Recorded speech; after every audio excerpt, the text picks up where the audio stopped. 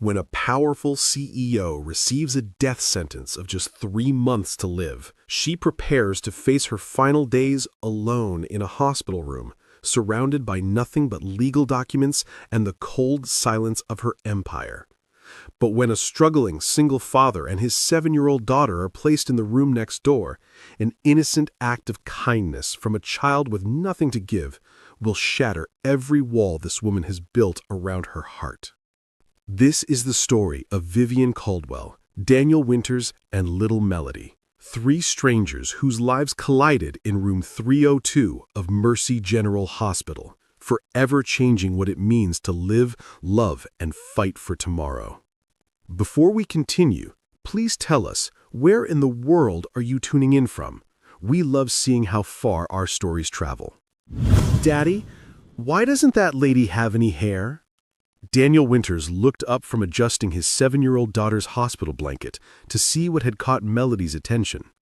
Through the partially open door of the adjacent room, he could see a woman sitting alone on her bed, completely bald, staring out the rain-streaked window with hollow eyes that seemed to hold all the emptiness in the world. "She's sick, sweetheart," Daniel whispered gently, his voice carrying the practiced patience of a man who'd learned to explain life's cruelties to a child far too young to understand them. Melody pondered this for a moment, her small face scrunched in concentration. The respiratory treatments had left her tired, but her mind was still sharp, still curious about everything around her. "She looks sad, Daddy. Really, really sad. Maybe she needs a friend." Before Daniel could respond, before he could even process what was happening, Melody had slipped from her hospital bed with the determination that only children possess when they've decided something needs fixing. Her tiny feet padded across the cold linoleum floor as she pulled a crumpled tissue from her pocket, the one Daniel had given her earlier for her runny nose. Daniel's heart lurched as he watched his daughter disappear through the doorway, but something stopped him from immediately following. Maybe it was the exhaustion from 6 hours in the emergency room, or maybe it was something deeper, a recognition that his daughter had seen something he'd missed. "Here," Melody's small voice carried clearly from the next room, "you look like you've been crying. My daddy says crying is okay, but you need tissues so your face doesn't get all sticky." Daniel rushed to the doorway, embarrassment flooding his chest. The woman, who he could now see was probably in her late 30s, wearing an expensive silk pajama set that seemed absurdly out of place in the sterile hospital environment, was staring at Melody with an expression of pure shock. "I'm so sorry," Daniel began, stepping into the room. "She's very direct. Melody, come back here. We shouldn't bother." "No, please." The woman's voice was hoarse, barely above a whisper, as if she hadn't used it in days. She accepted the crumpled tissue from Melody's small hands with a reverence usually reserved for precious gifts. "She's wonderful. I haven't had a visitor in days." Daniel paused in the doorway, studying the stranger more carefully. Her hospital room was larger than theirs, clearly private and expensive, but it felt more like a corporate office than a place of healing. Papers were scattered across every surface: surgical consent forms, legal documents, and what looked like business contracts. A laptop sat open on the rolling table, its screen showing quarterly reports and profit margins. But it was the surgical consent forms that made Daniel's chest tighten with recognition. He'd seen those papers before, 3 years ago, when his wife Rachel had faced her own medical crisis. The same clinical language, the same devastating statistics, the same impossible choice between hope and acceptance. "How long have you been here?" he asked gently, settling into the visitor's chair while Melody climbed onto his lap, her curiosity satisfied for the moment. The woman, who he would later learn was Vivienne Caldwell, CEO of Caldwell Innovations, one of Colorado's most successful tech companies, looked at them with an expression caught somewhere between gratitude and disbelief. "2 weeks," she replied, her fingers still clutching Melody's tissue. "They say I need surgery, but..." She gestured vaguely at the consent forms.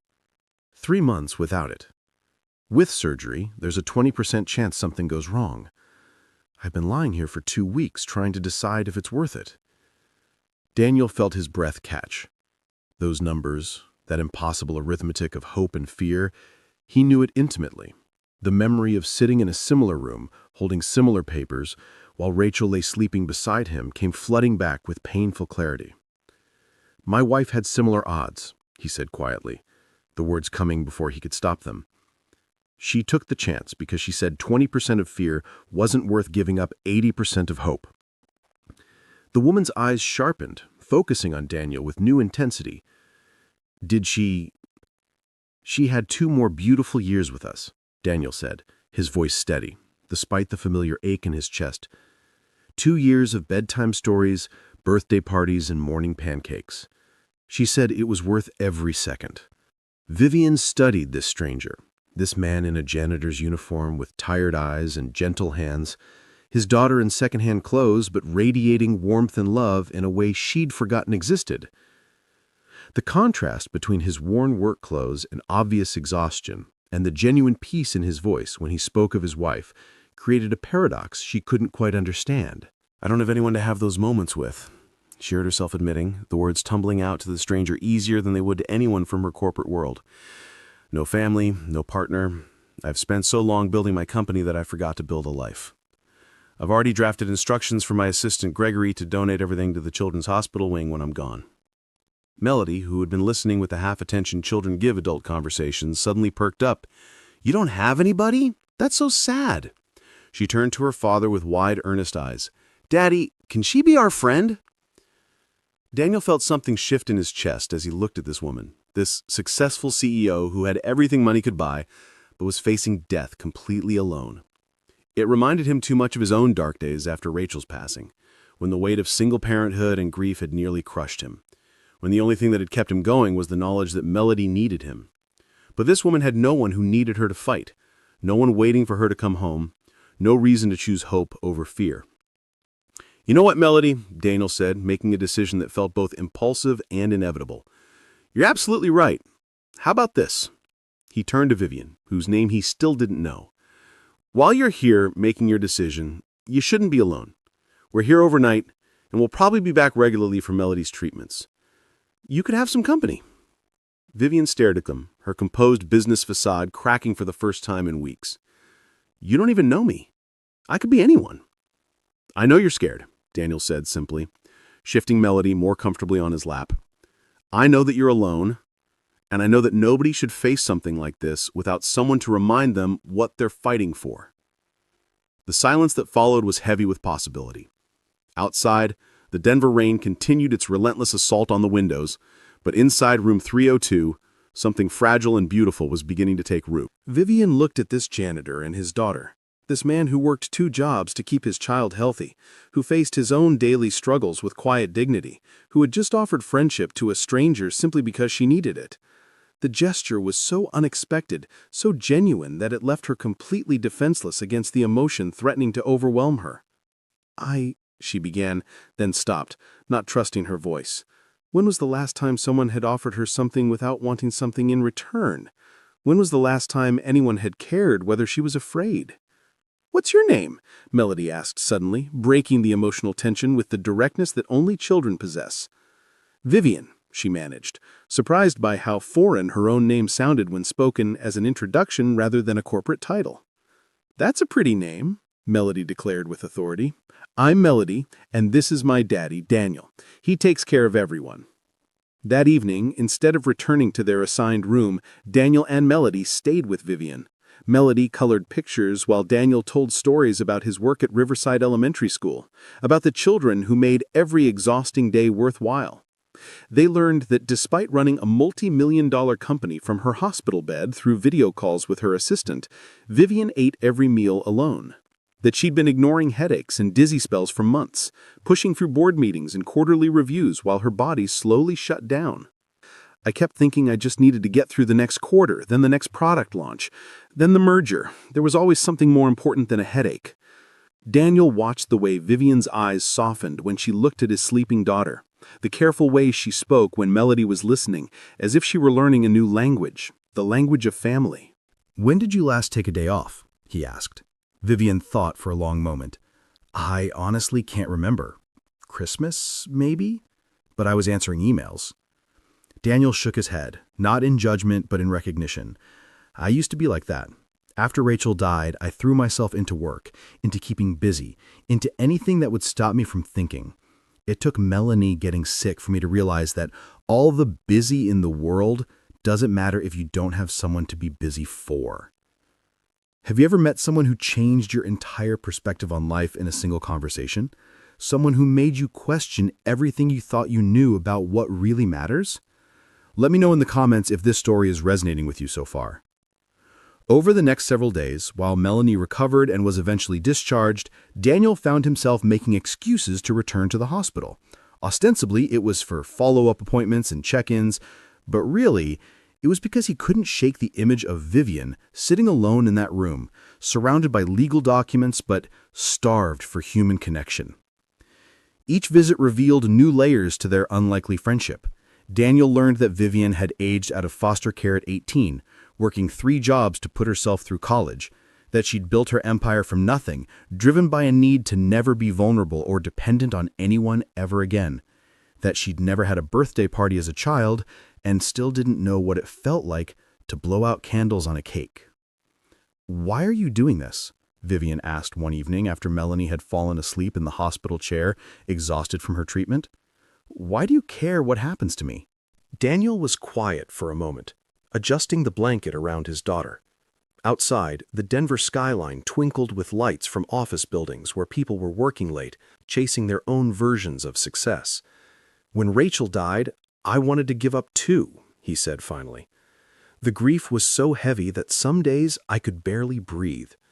But Melody needed me, and having someone need you, having someone to fight for, it makes all the difference. You say you have no one, but that's not true anymore. You have us. How could you possibly need me?" Vivienne's voice was small, confused. "I'm just a stranger taking up space in your life." Daniel turned to face her fully, and in his eyes she saw something she'd never experienced before. Someone looking at her not as a CEO, not as a success story or a business opportunity, but simply as a human being worth saving. Because Melody sees you fighting and learns that being scared doesn't mean giving up. Because I see you choosing to keep going despite the odds and remember what courage really looks like. And because you've reminded us that family isn't just about blood. It's about showing up. The words hung in the air between them, heavy with meaning. Vivienne had spent her entire adult life building walls to protect herself from exactly this kind of vulnerability, this kind of dependence on others. But sitting in that hospital room, watching Daniel adjust his daughter's blanket with infinite tenderness, she realized that those walls had also protected her from everything that made life worth living. 2 days later, Vivienne signed the surgical consent forms. The morning of the surgery, Vivienne woke to find Daniel and Melody in her room at 5 a.m. Melody was holding her most treasured possession, a worn stuffed unicorn that had been her constant companion since her mother's death. "This is Sparkles," Melody said with a seriousness that children reserve for their most important announcements. "She's magic and brave and has special powers. She'll keep you safe during your surgery." Vivienne accepted the unicorn with hands that trembled slightly, not from fear of the surgery, but from the overwhelming realization that this child was giving her the most precious thing she owned. "Thank you, baby. I'll take very good care of her." Daniel took her hand, his calloused fingers warm against her cold skin. "We'll be right here when you wake up. You're not alone anymore, Vivienne. You never will be again." As they wheeled her toward the operating room, Vivienne clutched Sparkles against her chest and looked back at Daniel and Melody. This janitor, who worked 2 jobs, and his daughter, who had nothing material to give, had somehow given her everything that mattered: hope, courage, and something to fight for. The surgery took 11 hours. Daniel never left the waiting room, not even when the nurses suggested he go home, not even when his supervisor from the elementary school called asking where he was. He'd used his sick day, something he'd never done before, saving every hour of leave for Melody's medical needs. But this felt just as important, just as necessary. Melody slept across 3 waiting room chairs, Sparkle's companion clutched in her arms, a smaller unicorn she'd insisted on bringing so Sparkles wouldn't be lonely during the surgery. Gregory, Vivienne's assistant, arrived halfway through the operation, shocked to find anyone there waiting. "She said she had no family," Gregory said, settling into a chair nearby. "She does now," Daniel replied, simply, his eyes never leaving the doors to the surgical wing. Gregory studied this man in his worn jeans and elementary school t-shirt, this little girl sleeping peacefully despite the sterile hospital environment. "I've worked for Miss Caldwell for 5 years," he said quietly. "I've never seen her smile the way she did when she talked about you two. She's been different these past weeks, softer somehow." When the surgeon finally emerged, exhausted but smiling, Daniel collapsed into his chair and wept with relief. Gregory watched in amazement as the stranger cried for his boss's survival, while he himself had only been worried about quarterly reports and board meetings. "Complete success," the surgeon announced. "We got everything. The recovery will be long, but she's going to be fine." Daniel's tears came harder then, a release of tension he'd been carrying for days, because somewhere along the way, Vivienne Caldwell had stopped being a stranger in need and had become family, and the thought of losing her, of Melody losing her, had been almost unbearable. Vivienne woke to find them both there, just as promised. Melody's face was the first thing she saw, beaming with gap-toothed joy that seemed to light up the entire recovery room. "You did it!" Melody whispered excitedly. "You were so brave, even braver than Sparkles." Recovery was slow and difficult. The tumor was gone, but Vivienne had to relearn many basic functions. Her balance was off, her memory spotty, her strength practically non-existent. Some days, the simplest tasks left her exhausted and frustrated. But she was never alone. Daniel adjusted his work schedule, using vacation days he'd been saving for emergencies. When the principal at Riverside Elementary learned what was happening, she quietly arranged for other staff to cover his duties, moved by the story of a janitor caring for a stranger as if she were family. When Vivienne tried to pay Daniel for his time, offering him a salary that would have changed his life completely, he refused. "You don't pay family," he said, simply. And the words hit Vivienne harder than any business deal she'd ever closed. But Vivienne found other ways to help. She arranged for the hospital to discover that Melody qualified for a special assistance program that would cover all her respiratory treatments. Groceries began appearing at Daniel's apartment, delivered by services he'd never ordered. When his 15-year-old car finally gave up completely, a loaner vehicle appeared that somehow never needed to be returned. Daniel protested at first, but Vivienne had learned something important about love during her recovery. Sometimes caring for someone means letting them care for you in return. 3 months later, the exact time frame she had originally been given to live, Vivienne was finally discharged. Her hair had begun growing back in soft, dark wisps, and she could walk without assistance. Her company had not only survived her absence, but had thrived under the more collaborative leadership style she had developed through her recovery. Daniel and Melody were there to take her home. But as they drove through the familiar Denver streets, Vivienne felt her heart racing with nervous excitement. I need to tell you both something," she said quietly from the passenger seat, her hands fidgeting with the discharge papers. "I hope you won't think I'm being too forward, but I made a decision while I was recovering." "What kind of decision?" Daniel asked, glancing at her with concern. Vivienne took a deep breath. I bought the apartment next to yours, the one that's been vacant. I hope that's okay. I thought maybe I could be closer to my family." Daniel pulled the car to the side of the road, stunned. Melody bounced excitedly in the back seat. "You're going to be our neighbor? Really?" "If that's okay," Vivienne repeated, suddenly uncertain.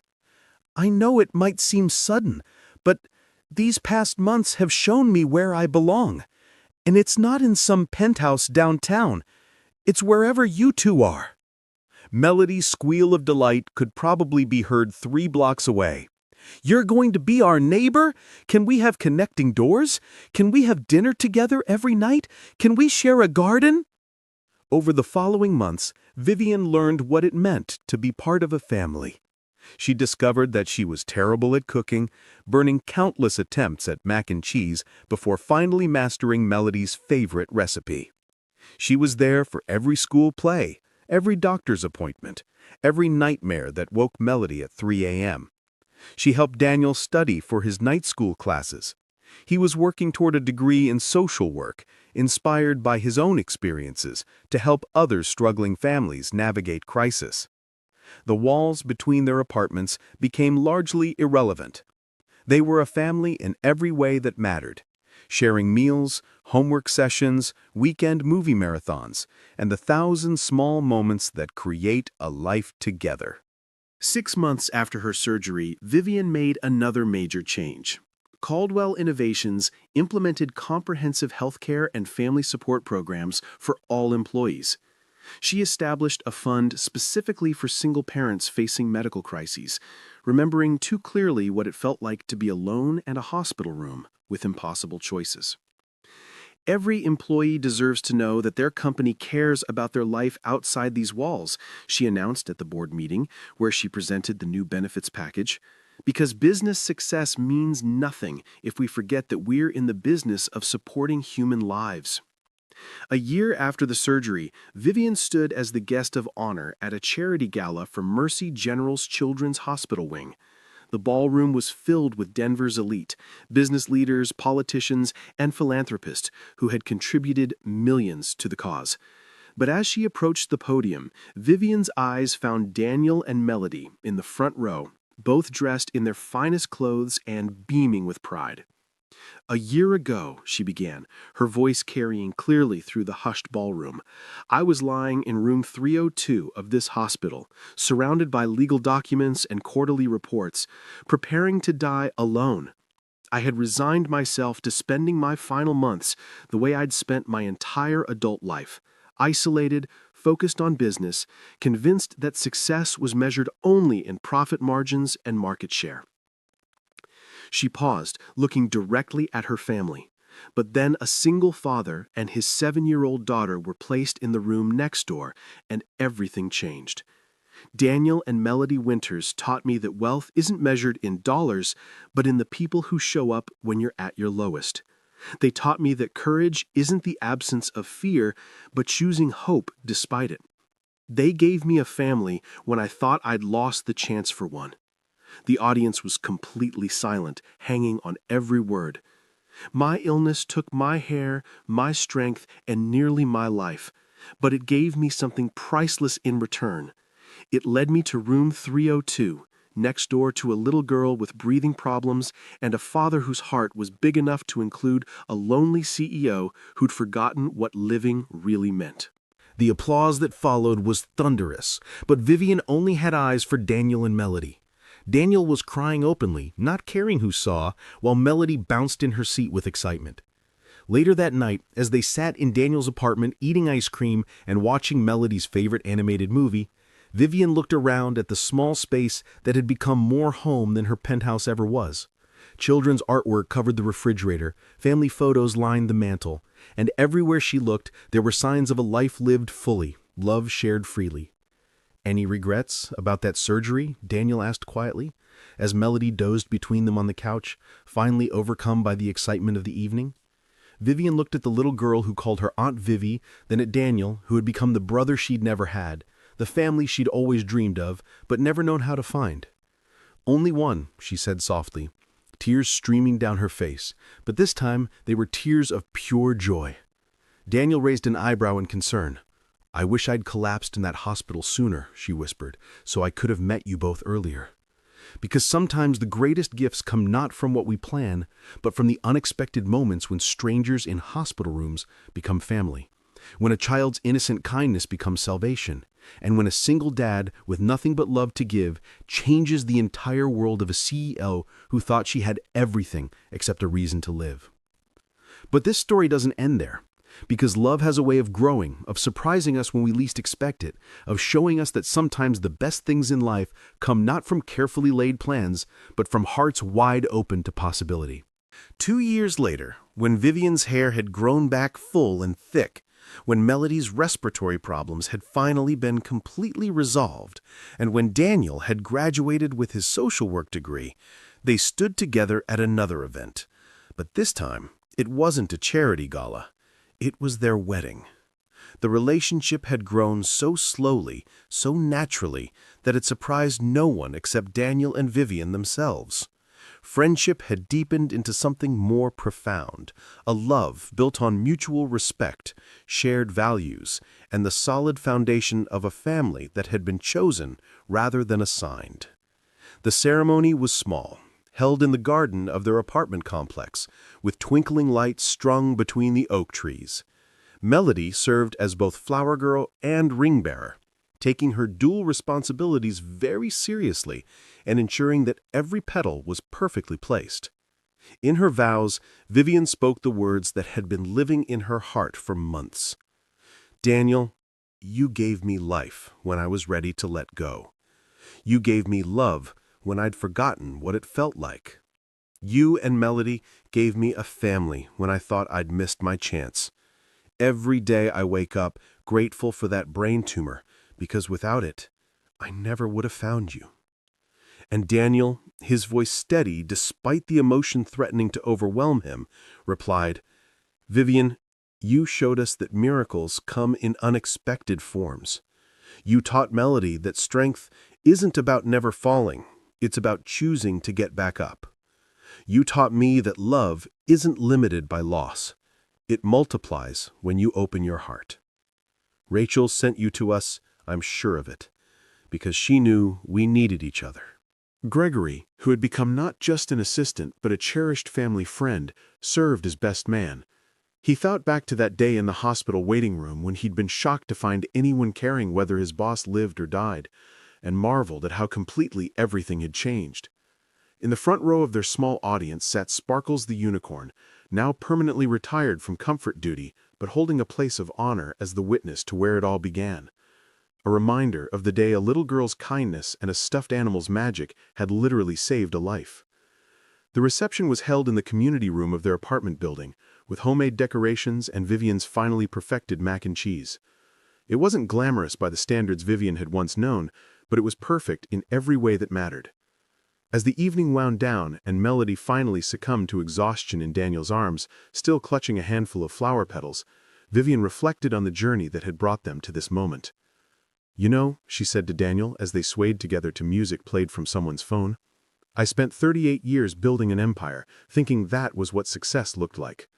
But this," she gestured around the room filled with laughter and love, at their sleeping daughter, at the simple celebration of their simple happiness. "This is what winning actually feels like." Before we finish this incredible story, I want to ask you something. Have you ever experienced a moment when a stranger's kindness completely changed your perspective?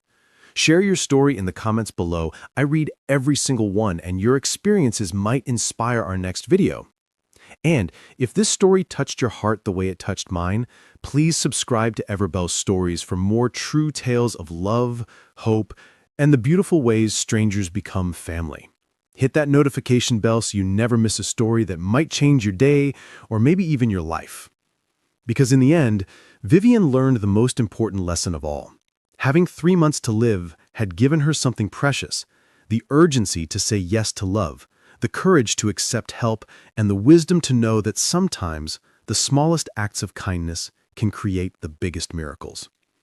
Room 302 at Mercy General Hospital still exists, still houses patients facing their own impossible choices.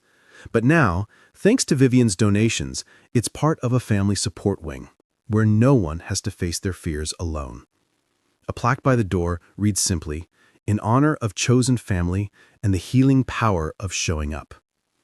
The three of them visit sometimes, bringing flowers and stories to other patients who might need reminding that miracles often come disguised as crumpled tissues, offered by children who see need and respond with love. Shepherded by parents who understand that the greatest gift you can give someone is the assurance that they matter, that they're worth fighting for, that they're not alone. And every time they pass that room, Melody, now 9 years old and healthy and strong, looks up at her parents and says what has become their family motto. Sometimes the best families are the ones you choose, right? Right. Daniel and Vivienne always respond together, their hands finding each other automatically, their hearts full of gratitude for a brain tumor that nearly destroyed everything, but instead gave them each other. Because that's the thing about love. It has a way of showing up exactly when you think it's too late, in exactly the form you never expected, carried by exactly the people you never saw coming. And sometimes, if you're very lucky, it stays forever.